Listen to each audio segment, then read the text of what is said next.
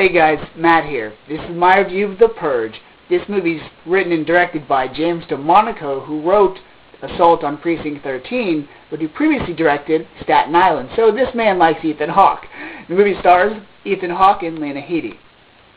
The plot of this movie is, the year is 2022, and unemployment is at 1%, and crime is at an all-time low.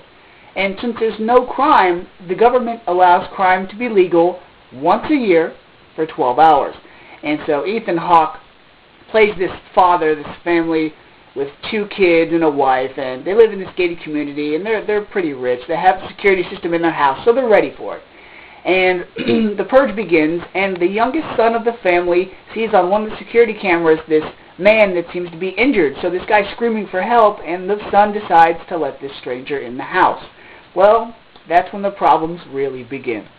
When the trailers for this movie first came out, I was like, okay, Ethan Hawke's pretty good, but then I found out the concept of crime being legal for 12 hours. So then I was like, oh my gosh, the possibilities in this movie are going to be endless. And so I saw it, and honestly, the movie was a bit disappointing. The acting in this movie, and I'll get to my problems with it. First off, Ethan Hawke, he did a good job in this. He was kind of like James Marsden's character in Straw Dogs, where he didn't really have a spine or a backbone because he was a businessman who wasn't used to violence and crime. But when it came to fighting and protecting his family, he did just that. Lena Headey, same type of character, but it's okay because I don't fault the movie for that because this is a society where people aren't used to crime and violence all that often. Same thing where she was kind of, protecting her family, and she was nervous about getting into the action and fighting, but then again, when she had to, she definitely did. The rest of the characters were pretty good. The kids, one was really annoying and you're going to hate him, and the other one is a female and she's pretty attractive, so that worked. And all of the creepy guys that stalk around the house and everything, especially I think his cast is Polite Stranger. Really good job. He was like Heath Ledger in The Dark Knight meets Matthew Gubler's character from Criminal Minds. Super creepy, so that worked. And then you have the man that played the Bloody Stranger, the guy that's let into the house.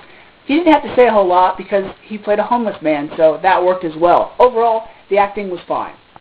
Besides the slight predictability of some of the parts in this movie, I thought it worked. I thought the concept was original. However, the way they executed it was a lot like Assault on Precinct 13, Straw Dogs, Strangers, a lot of movies that we've seen before because they only focused on one perspective, the perspective of the family and how they were held up in their house fighting off intruders. We've seen that before. You should have shown the perspective of other people in the United States fighting for their lives. The concept was crime, legal, all around the United States. Show rioters, show other people committing crimes. What they could have done was shown the perspective of the homeless man and maybe like a friend of his or something fighting for their lives, and then cut to him interacting with this family, showing the homeless man first, his perspective, and then the perspective of the family. I think that would have made the movie better because just showing a family that's ready for crime night, it's just not as good, and it's only in one secluded area. The thing that I thought was funny was the size of the house that this family lived in.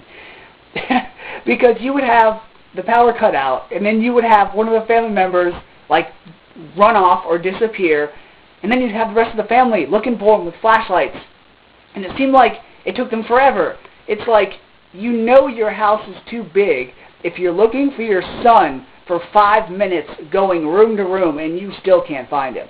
It was like the old Scooby-Doo cartoon where you have a hallway full of doors and Scooby and Shaggy go out one door and the villain follows them, and then the villain goes out one door and then Scooby and Shaggy go out another door. It was like that. It was like, how big is your house?